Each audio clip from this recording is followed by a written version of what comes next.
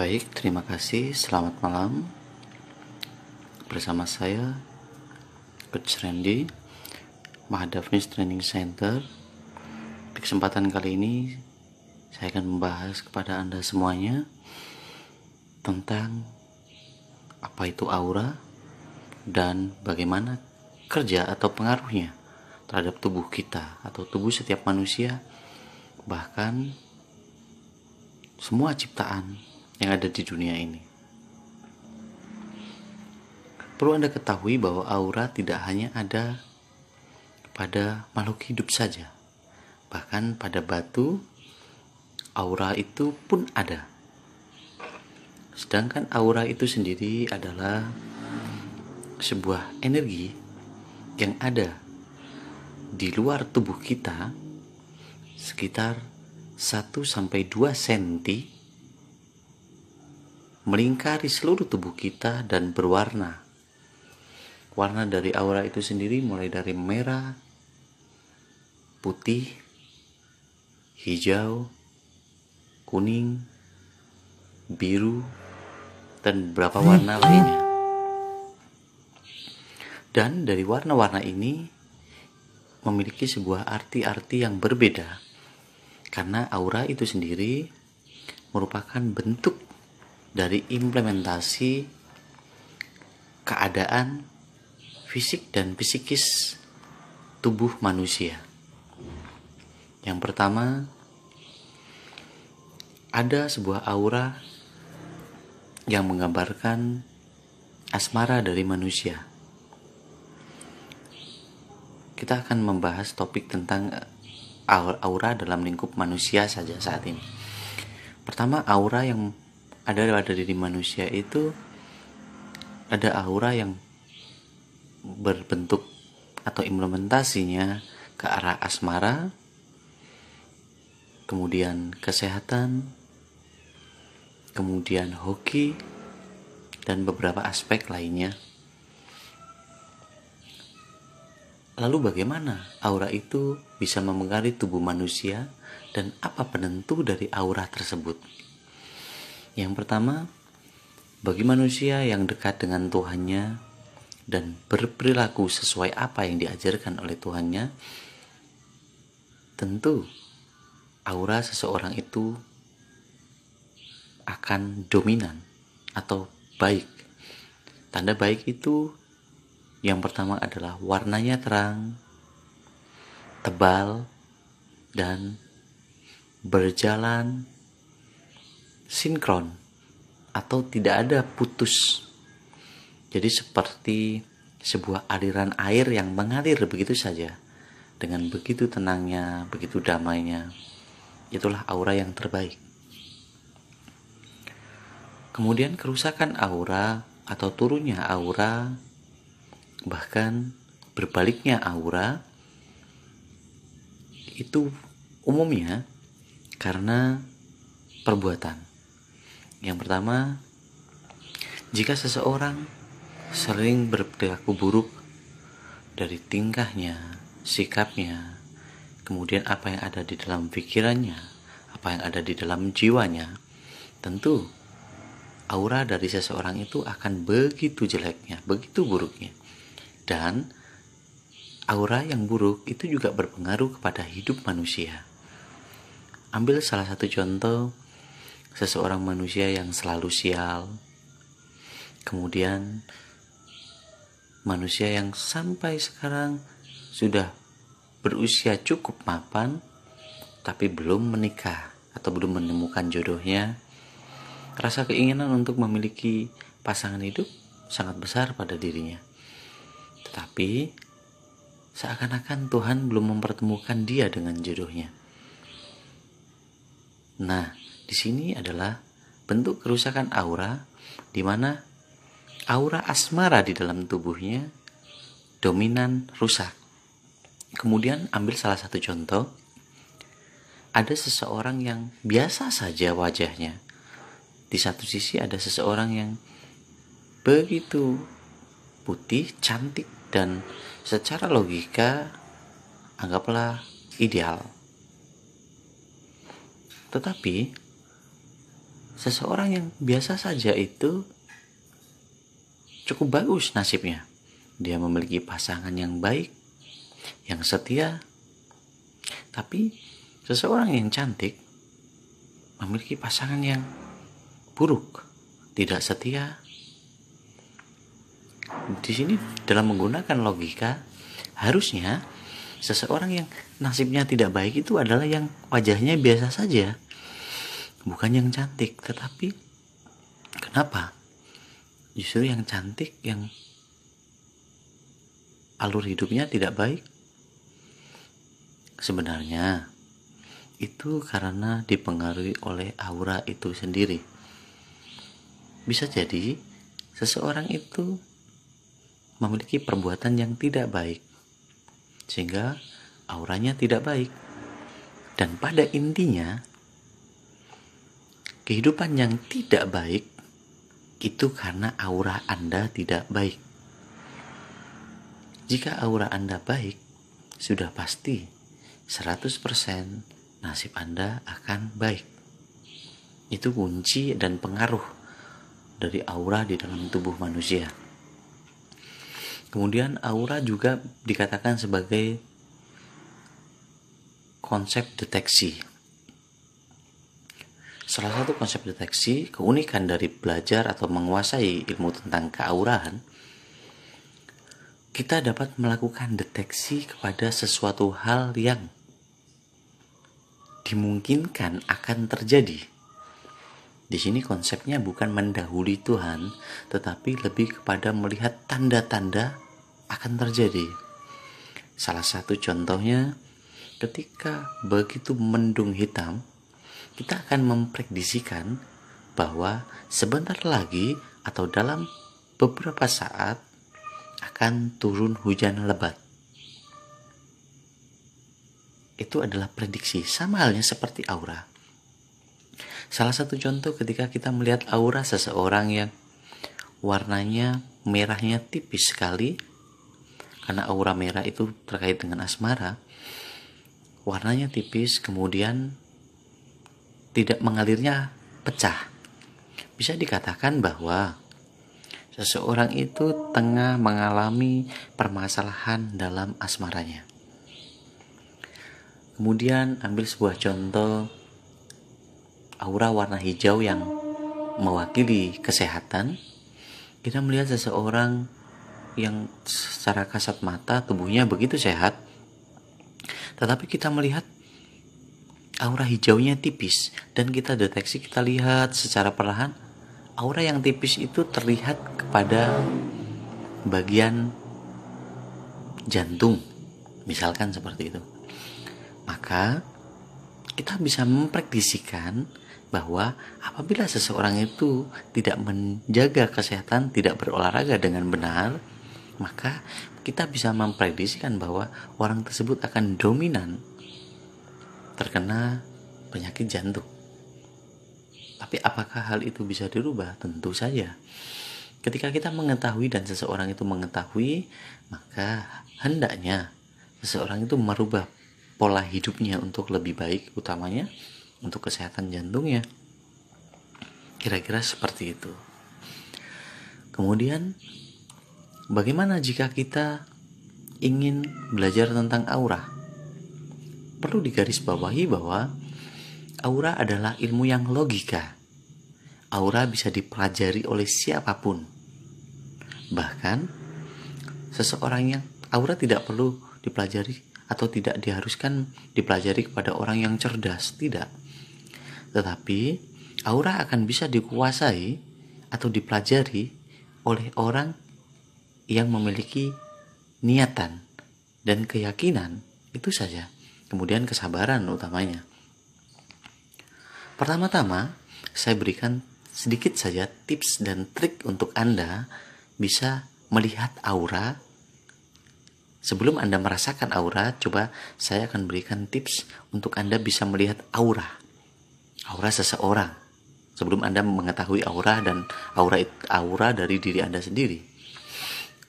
Pertama-tama, carilah tembok warna putih.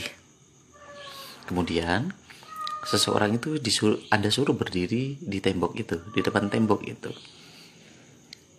Kemudian Anda berdiri di depan seseorang itu sekitar 1 langkah sampai 3 langkah. Kemudian Anda amati bagian luar tubuhnya, sisi-sisi tubuhnya di bagian luar. Anda lihat secara terus-menerus dan Anda usahakan menjaga kedipan mata Anda. Anda melihat dengan benar, dengan seksama. Pertama-tama bagi Anda yang baru belajar, Anda akan mengetahui ada seperti asap putih. Ada seperti asap putih atau katakan seperti asap rokok yang menyelimuti tubuh orang itu, sepertinya tipis sekali, tampak sekitar 1-3 cm di tubuh orang itu. Anda amati terus saja. Nanti dari tipisnya seperti asap putih itu, Anda akan melihat lebih tebal lagi asap putih itu.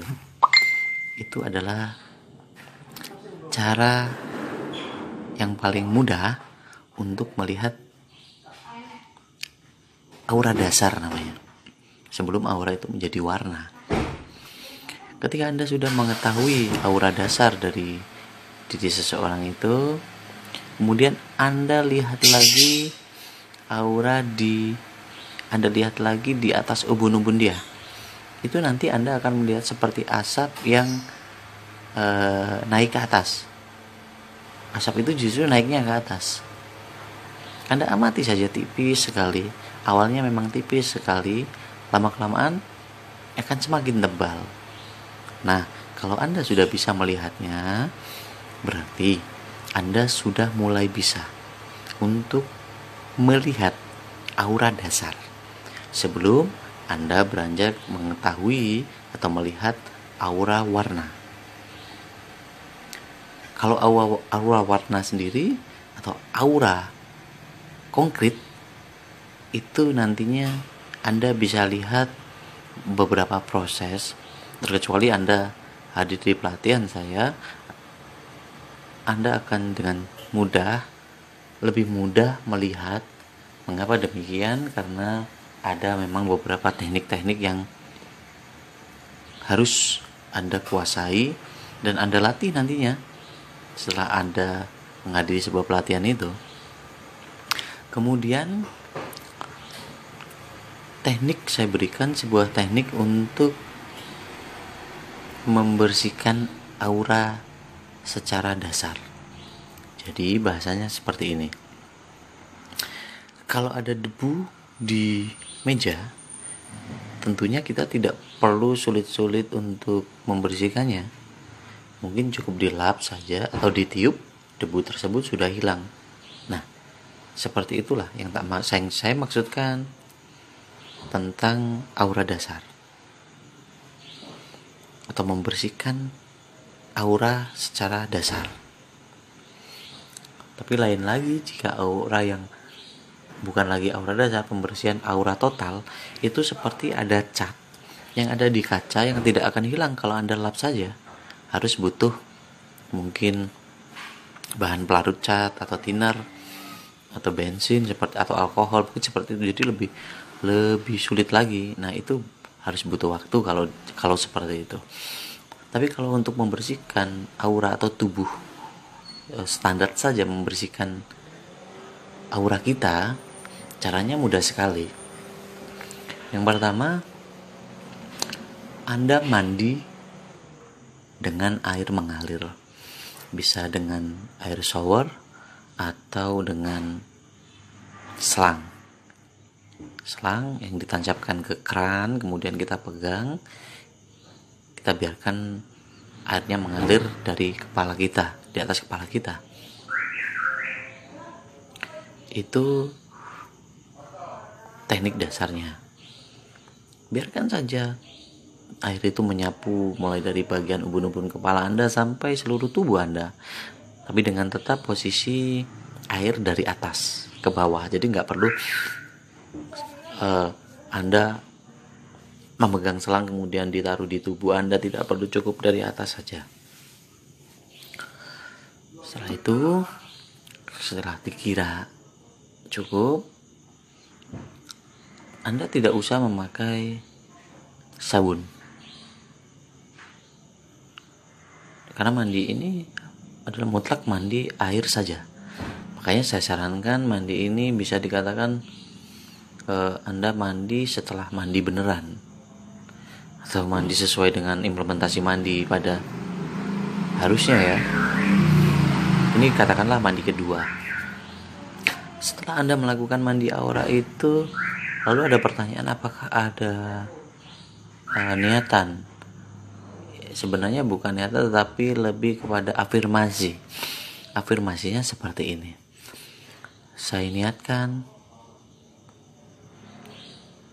untuk mandi, membersihkan aura negatif di dalam tubuh saya dengan energi air mengalir yang akan membersihkan tubuh saya dari energi negatif apapun itu.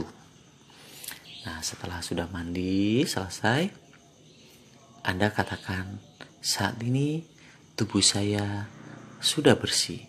Energi dan aura negatif dari tubuh saya telah hilang bersama aliran air turun ke bawah. Saat ini saya sudah positif dan saat ini aura saya sudah bersih. Itu afirmasi penutupnya. Kemudian jangan memakai handuk dulu. Anda sapu seluruh tubuh Anda dengan menggunakan jari, menggunakan 5 jari. Anda sisir tubuh Anda dengan 5 jari, mulai dari kepala turun ke muka sampai pada akhirnya ke kaki. Tetapi dalam bentuk Anda ketika Anda menyisir itu dari bawah, dari atas ke bawah terus ke atas lagi. Jadi berhentinya ke atas. Setelah itu biarkan sekitar 1-3 menit, baru Anda boleh memakai handuk. Nah, itu adalah teknik untuk membersihkan aura secara dasar. Jadi walaupun tidak bersih sebersih-bersihnya, tetapi minimal aura Anda sudah terlihat lebih bersih dari sebelumnya. Kemudian saya berikan lagi satu tips untuk memperbesar gelombang aura. Aura atau gelombang aura, expose aura atau dikatakan sebagai inner power atau inner beauty aura, itu bisa dimaksimalkan dengan beberapa cara. Yang pertama tentunya datang kepada mereka yang memang memiliki keilmuannya atau praktisi atau master keauraan. Yang kedua, Anda juga bisa melakukannya sendiri meskipun tidak maksimal, tetapi minimal Anda bisa melakukannya sendiri di rumah.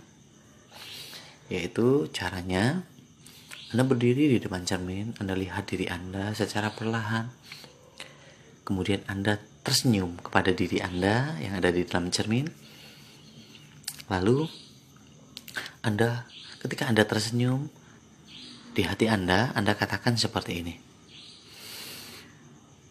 saya bersyukur menjadi diri saya. Saya bersyukur hidup di dunia ini. Saya bersyukur menjadi diri saya yang sekarang. Kemudian pejamkan mata Anda, kemudian tarik nafas perlahan, hembuskan pula perlahan dari mulut. Ketika Anda akan membuka mata, Anda katakan seperti ini: